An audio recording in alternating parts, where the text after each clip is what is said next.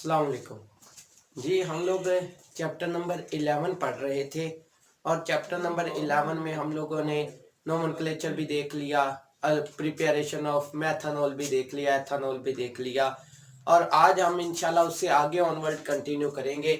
आज का जो हमारा लेक्चर है वो पहले फिजिकल प्रॉपर्टीज और फिजिकल प्रॉपर्टीज के बाद हम दूसरा देखेंगे रिएक्शंस ऑफ अल्कोहल के अल्कोहल की पहले देखेंगे अल्कोहल की फिजिकल प्रॉपर्टीज क्या है, फिर हम देखेंगे वो रिएक्शन कैसे कैसे कर सकता है या अल्कोहल किस तरीके से रिएक्शंस में पार्टिसिपेट कर सकता है। तो फिजिकल प्रॉपर्टीज में सबसे पहली कि alcohol alcohol are toxic liquid. Alcohol जो होता है ये टॉक्सिक होता है, खतरनाक लिक्विड है। जैसे वाइन कह लो, रम कह लो, शराब जिसको कहते हैं वो हमारे लिए नुकसानदेही होती है। तो इसी वजह से इसकी पहली प्रॉपर्टी है कि अल्कोहल आप टॉक्सिक। टॉक्सिक का मतलब है वो नुकसानदेह हमारे लिए होता है। दूसरी, स्वीट स्मेल। अल्कोहल्स की स्मेल अच्छी होती है, मतलब जब आप इसको लेते हैं, इसकी खुशबू लेते हैं तो ये बहुत स्वीट स्मेल दे रहा होता है, जिससे दिल करता है कि हम लोग इसको बार बार यूज करें, लेकिन हमारा ऐसा यूज करना अच्छा नहीं है, ठीक है, लेकिन खतरनाक है हमारे लिए। लेकिन इसकी स्मेल जो होती है वो स्वीट होती है, तो स्वीट स्मेल। तीसरा, they are soluble in water. ये पानी में हल होता है। इस पॉइंट को मैं थोड़ा सा एक्सप्लेन करूंगा कि किस तरह से पानी में हल होता है, कि ये पानी के अंदर कैसे सोल्यूबल होता है। मैंने यहाँ पे लिखा है कि सोल्यूबल इन वाटर और नीचे लिखा है soluble in water due to hydrogen bonding.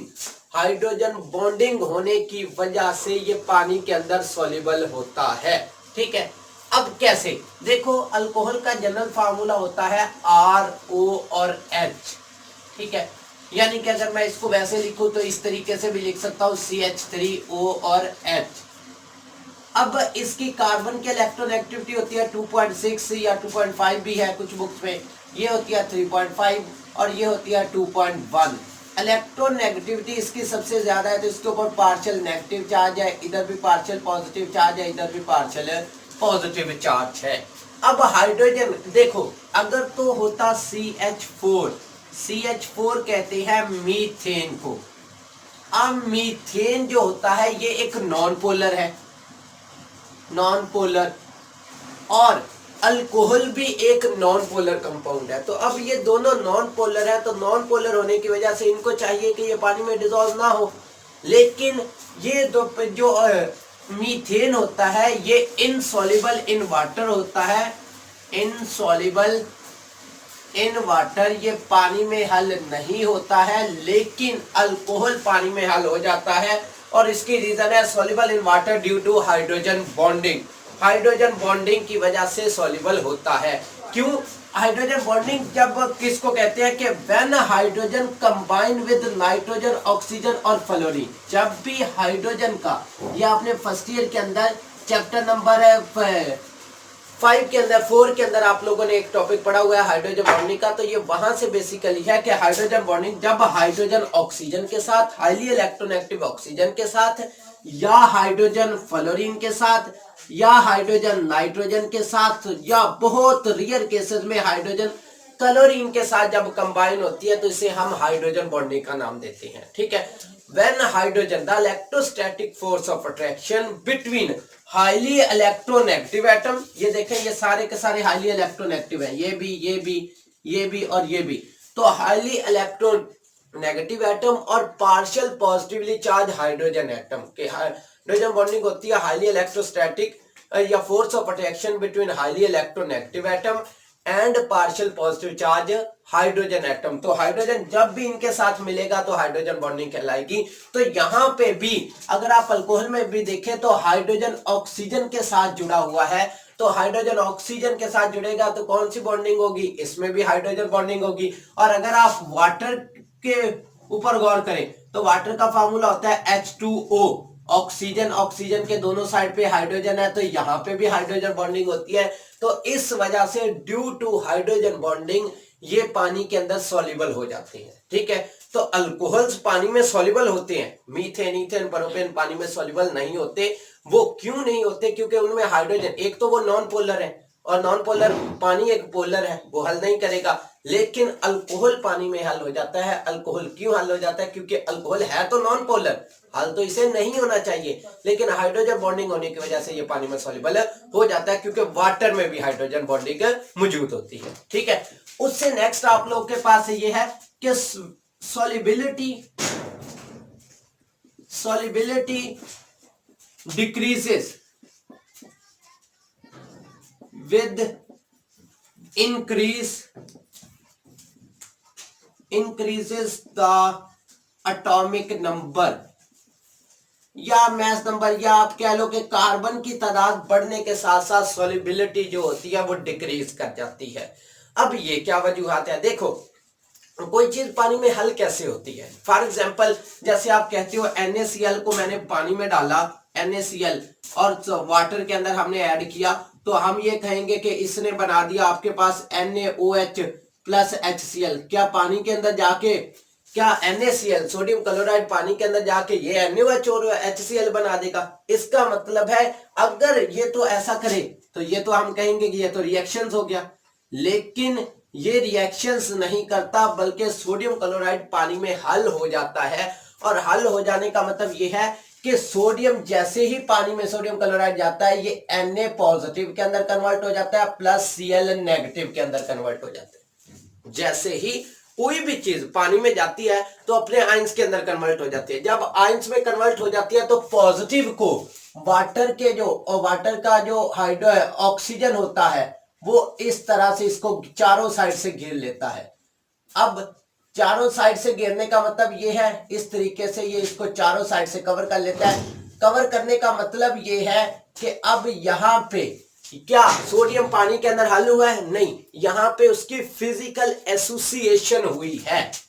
Physical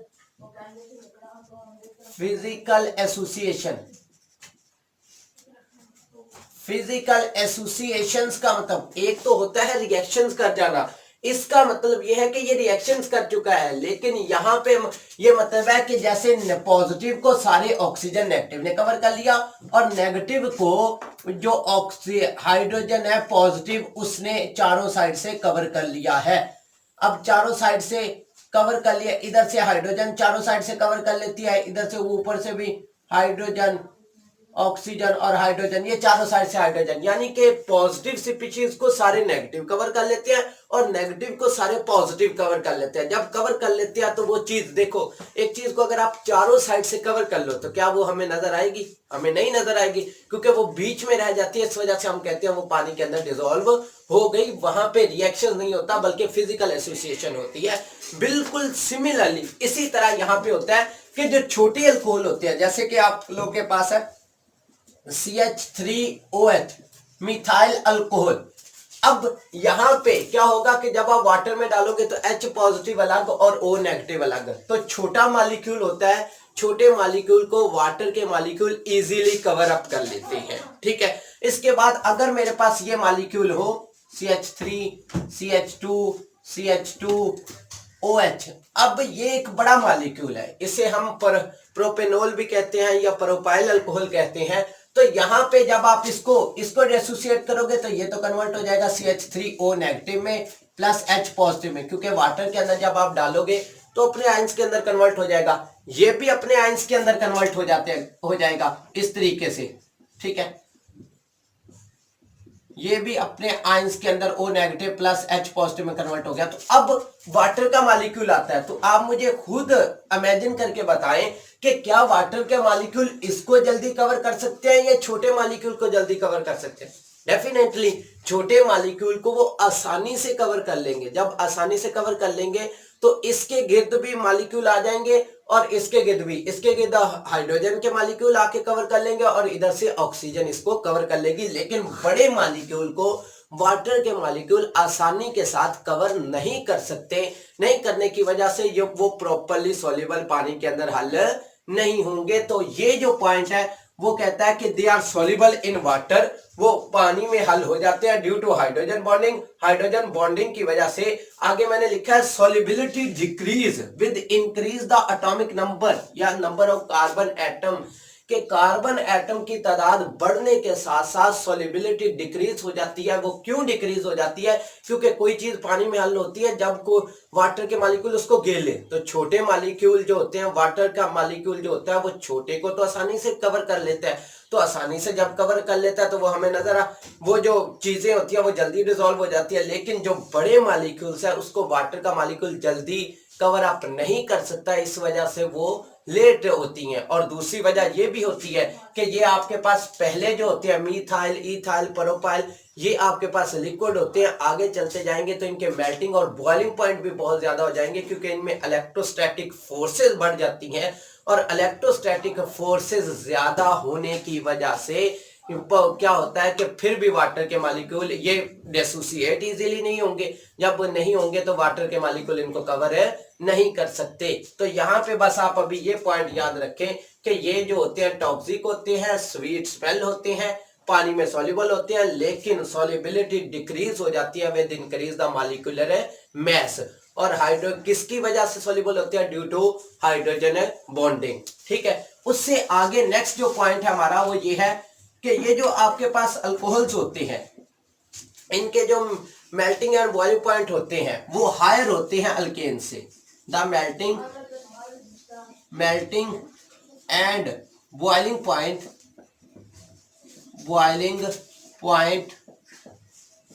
of alcohols, जितने भी अल्कोहल्स हैं, मीथाइल, इथाइल, प्रोपाइल, उनके melting and boiling point of alcohol are higher than alkanes. इनके मेल्टिंग और बॉइलिंग पॉइंट अल्केन्स के मुकाबले में ज्यादा होते हैं। अब अल्केन के मुकाबले में कैसे ज्यादा होते हैं? देखो जरा गौर कीजिएगा कि आपके पास एक है CH4, इसे कहते हैं हम लोग मीथेन। इसका जो ये रूम टेम्परेचर के ऊपर आप लोग के पास गैस फॉर्म में एग्जिस्ट करती है। मीथेन हो गया, ईथेन हो गया, जैसे C2H6 ईथेन, ठीक है।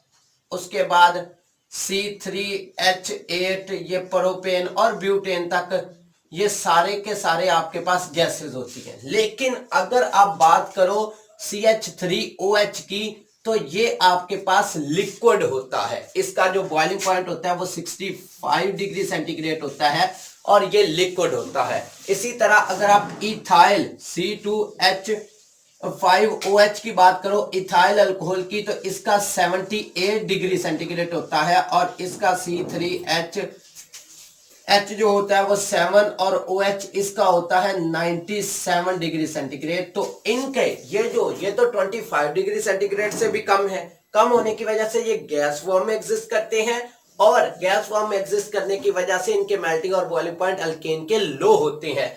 लेकिन जितने भी अल्कोहल्स होते हैं उनमें हाइड्रोजन बॉन्डिंग होने की वजह से स्ट्रॉन्ग फोर्सेस एज कंपैरेटिवली, यानी कि इसके मुकाबले में इनमें फोर्सेस स्ट्रॉन्ग होती हैं। स्ट्रॉन्ग होने की वजह से इनके मेल्टिंग और बॉइलिंग पॉइंट क्या होते हैं? ज्यादा होते हैं। अगर आप ब्यूटाइल अल्कोहल की बात करो तो वो 104-5 डिग्री सेंटीग्रेड होता है। तो देखो 100 वाटर से भी इनका बॉइलिंग पॉइंट, चौथे कार्बन तक जब आप जाते हैं अल्कोहल के, तो इसका वाटर से भी बॉइलिंग पॉइंट बढ़ जाता है। तो इसकी वजह ये है कि ये जो होते हैं इनके मेल्टिंग एंड बॉइलिंग पॉइंट लो होते हैं अल्केन के। ये सारे अल्केन्स है, लेकिन जो अल्कोहल्स होते हैं उनके melting and boiling points high होती हैं। इसी वजह से ये आपके पास गैस फॉर्म में एग्जिस्ट करते हैं। ये सारे के सारी गैसेज है, आप लोगों ने ये पहले भी पढ़ा, ये सारी की सारी गैसेज है, और ये आपके पास किस फॉर्म में एग्जिस्ट करते हैं? लिक्विड फॉर्म में एग्जिस्ट करते हैं। ठीक है, तो ये भी एक पॉइंट याद रखिएगा कि हाइड्रो इनके मेल्टिंग एंड बॉइलिंग पॉइंट लो होते हैं, और अल्कोहल्स के मेल्टिंग एंड बॉइलिंग पॉइंट ज्यादा होते हैं अल्केन के मुकाबले में। इसी वजह से ये गैस होते हैं और ये लिक्विड होते हैं। तो 3 से 4 प्रॉपर्टीज आप वैसे याद रख लें कि पहले टॉक्सिक है, दूसरा स्वीट स्मेल है, पानी में सॉल्युबल होते हैं। क्यों सॉल्युबल होते हैं? Solubility decrease with increase atomic number की सॉल्युबिलिटी कम हो जाती है। मैंने आपको बता दिया कि बड़े मॉलिक्यूल को कवर करना मुश्किल होता है, छोटे मॉलिक्यूल को कवर करना आसान होता है, तो ये पानी में सॉल्युबल हो जाते हैं। ठीक है, छोटे इजीली सॉल्युबल हो जाते हैं, बड़े जाके लेट सॉल्युबल होंगे। और solubility in water due to hydrogen bonding, solubility hydrogen bonding की वजह से होती है। फिर मैंने बताया हाइड्रोजन बॉन्डिंग क्या होती है कि जब भी हाइड्रोजन ऑक्सीजन के साथ, ये तो कंफर्म है, ऑक्सीजन के बाद नाइट्रोजन फ्लोरीन और बहुत रियल केसेस में क्लोरीन के साथ कंबाइन होगी तो इसे हम हाइड्रोजन बॉन्डिंग का नाम देते हैं। ये फर्स्ट ईयर के चैप्टर नंबर 4 के अंदर लिखा हुआ है, ठीक है,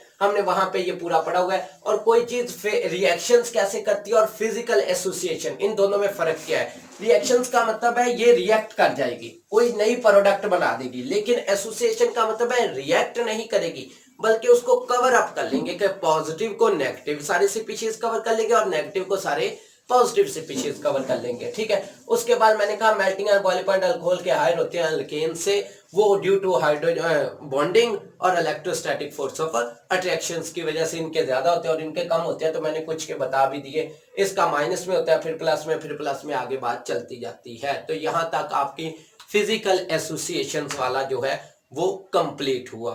अब हम थोड़े से आगे इसके रिएक्शंस की बात करते हैं। ओके, ये जो आपके पास अल्कोहल्स है ये रिएक्शंस कैसे करती हैं।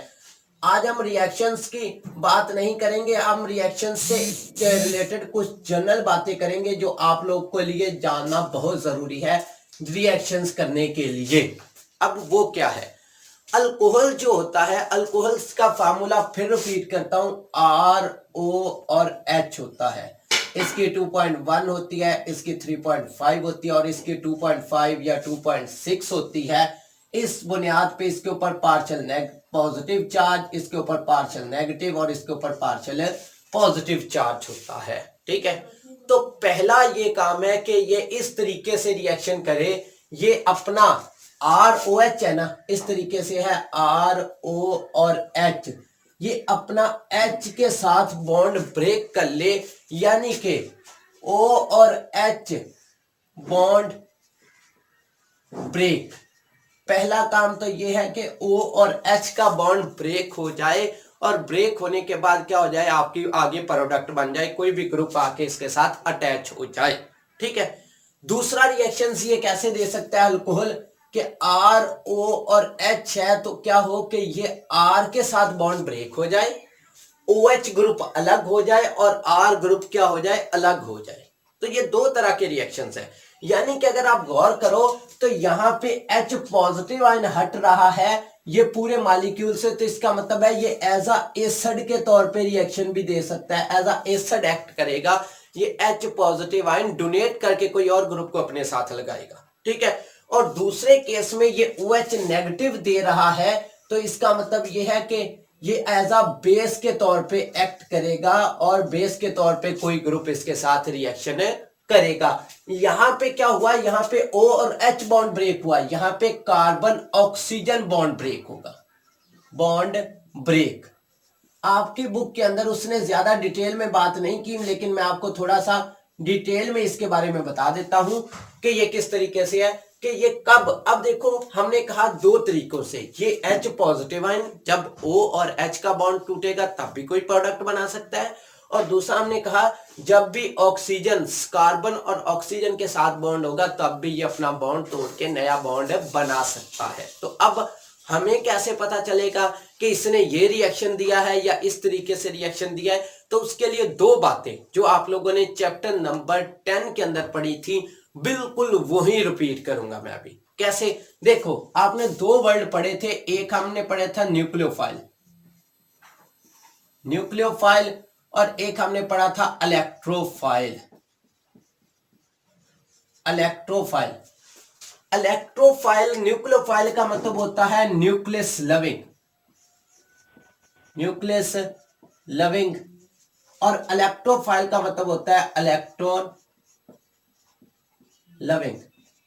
न्यूक्लियस को पसंद करने वाले न्यूक्लियस लविंग और इलेक्ट्रॉन को पसंद करने वाले इलेक्ट्रॉन लविंग स्पीशीज होते हैं, ठीक है। अब देखो जरा, सबसे पहले हम बात कर लेते हैं न्यूक्लियोफाइल कैसे। अगर आपके पास R O और H बॉन्ड है, ठीक है, या इसको मैं ऐसे अगर लिखूं तो CH3OH लिख लेता हूं। अब इसको मैं जरा ओपन करके लिखता हूं,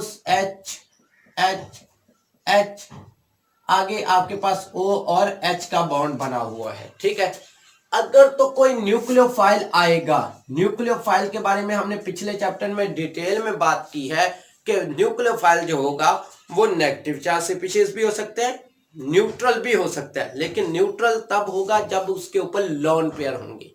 तो हमने पहले ये देखना है कि मेरा जो आने वाला रीजन है आया कि वो नेगेटिव चार्ज स्पीशीज है या न्यूट्रल है। न्यूट्रल है, अगर न्यूट्रल है तो फिर उसके ऊपर क्या लोन पेयर मौजूद है या नहीं है। अगर दोनों कंडीशन पूरी, या तो नेगेटिव चार्ज वाली बात पूरी हो जाए कि नेगेटिव चार्ज हो उसके ऊपर, हमें नजर आए कि ये नेगेटिव चार्ज है, तो फिर हम कहेंगे एज अ न्यूक्लियोफाइल एक्ट करेगा। और अगर ये कंडीशन ना हो तो फिर देखना है हमने कि उसके ऊपर लोन पेयर मौजूद है या नहीं है। अगर उसके ऊपर लोन पेयर मौजूद है तो फिर हम लोग इजीली समझ जाएंगे कि लोन पेयर मौजूद है, तो फिर भी ये एज अ न्यूक्लियोफाइल एक्ट करेगा।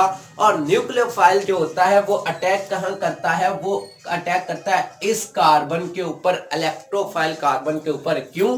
क्योंकि इसके ऊपर पार्शियल पॉजिटिव, पार्शियल नेगेटिव और पार्शियल पॉजिटिव चार्ज, और पॉजिटिव चार्ज ये आपकी इलेक्ट्रोफाइल कार्बन है। इलेक्ट्रोफाइल कार्बन, इलेक्ट्रोफाइल कार्बन के ऊपर अटैक करेगा और आपके पास प्रोडक्ट कुछ ये बनेगी इस तरीके से कि सी के साथ H और H तीनों मौजूद है, यहाँ पे न्यूक्लियोफाइल लग जाएगा और OH ग्रुप यहाँ से हट जाएगा। अब ये कौन से रिएक्शंस को फॉलो कर रहा है, अगर आप गौर करें तो कोई ना कोई तो रिएक्शंस को फॉलो कर रहा है। ये आपके पास फॉलो, यहाँ पे जो मेजर फॉलो होता है वो SN1 रिएक्शन फॉलो होते हैं। SN1 रिएक्शंस क्या होता था, अगर आप उसी चैप्टर को रिकॉल करें तो वहां पे ये था कि टर्शरी अल्काइल हैलाइड एक आता था इस तरीके से। मैं यहाँ पे टर्शरी अल्काइल हैलाइड नहीं लूंगा बल्कि टर्शरी अल्कोहल लूंगा, ठीक है, क्योंकि मैं रिएक्शन चैप्टर नंबर 11 में अल्कोहल की बात कर रहा हूँ, अल्काइल हैलाइड की नहीं। तो ये सबसे पहले डिसोसिएट होता था इस तरीके से ये डिसोसिएट हो जाता था, CH3 positive plus OH negative. ये पहला स्टेप बहुत स्लो स्टेप होता था और slow step rate determining step कहलाता था। और स्लो स्टेप के अंदर आप लोगों ने वहां पे ये सारी प्रॉपर्टी की थी कि पहला स्टेप जब डिसोसिएशन होती है तो ये स्लो होती है और slow step rate determining step होता है। और रेट डिटरमाइनिंग स्टेप में जितने रिएक्टेंट्स मॉलिक्यूल पार्टिसिपेट कर रहे होते हैं रिएक्शन में उसे उसकी मॉलिक्यूलरिटी कहते हैं। तो यहाँ पे कितने रिएक्टेंट है, सिर्फ एक ही है, अल्कोहल रिएक्ट कर रहा है तो इसका मतलब इसकी मॉलिक्यूलरिटी 1 है, ऑर्डर ऑफ रिएक्शन भी 1 है। तो ये सारी प्रॉपर्टीज आप वही दोबारा लिख सकते हैं या याद रख सकते हैं। तो टर्शरी अल्कोहल पहले आयोनाइज होता था और आयोनाइज होने के बाद नेक्स्ट स्टेप के अंदर क्या होता था कि ये जो आपके पास टर्शरी अल्कोहल के ऊपर पॉजिटिव चार्ज है, अब न्यूक्लियोफाइल आता था, वो आसानी से इस कार्बन के ऊपर अटैक करता था और यहाँ पे आके न्यूक्लियोफाइल दोनों साइड पे जुड़ सकता था। यानी कि आपने वहां पे एक वर्ड पढ़ा था, इसके अंदर रिटेंशन भी हो सकती है और इसके अंदर रिटेंशन के बाद कन्फिगरेशन, रिटेंशन भी हो सकती है और कन्फिगरेशन भी हो सकती है। तो दोनों तरीके यहाँ पे फॉलो होते हैं। आने वाला ग्रुप इधर से भी अटैच हो सकता है, ऑपोजिट साइड पे भी अटैच हो सकता है। तो अब जरा गौर करें कि जब मैंने कहा कि ये जब न्यूक्लियोफाइल आएगा, न्यूक्लियोफाइल की मैंने दो प्रॉपर्टी बताई कि या तो पॉजिटिव चार्ज स्पीशीज होगा, सॉरी नेगेटिव चार्ज स्पीशीज होगा, या उसके ऊपर लोन पेयर होंगे।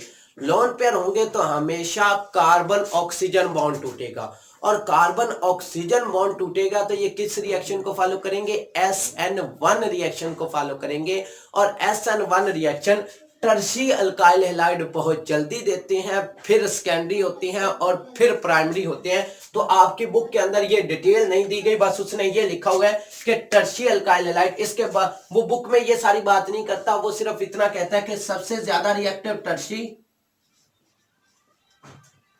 टर्शरी, उसके बाद है वो कहता है सेकेंडरी, ठीक है, उसके बाद आ जाता है प्राइमरी।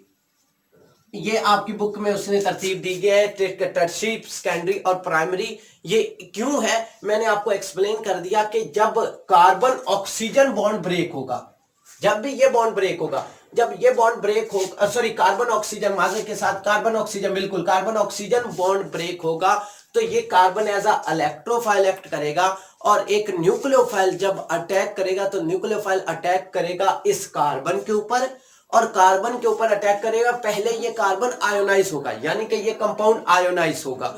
आयोनाइज होने के बाद फिर न्यूक्लियोफाइल अटैक करेगा, ये SN1 रिएक्शन को फॉलो करता है और SN1 reaction tertiary alkyl halide बहुत जल्दी देते हैं, सेकेंडरी बाद में, और प्राइमरी तो देते ही नहीं है, लेकिन प्राइमरी बहुत लो रिएक्शन देंगे। तो ये आपकी बुक में तरतीब लिखी है, उसके पीछे की लॉजिक ये वाली है, ठीक है। टर्शियरी अल्काइल हैलाइड्स जो होते हैं, जब भी न्यूक्लियोफाइल अटैक करेगा तो वो पहले ये मॉलिक्यूल डिसोसिएट होता है, डिसोसिएट होकर सारी वही वाली प्रॉपर्टी फॉलो करता है जो प्रॉपर्टी SN1 रिएक्शंस की है, ठीक है।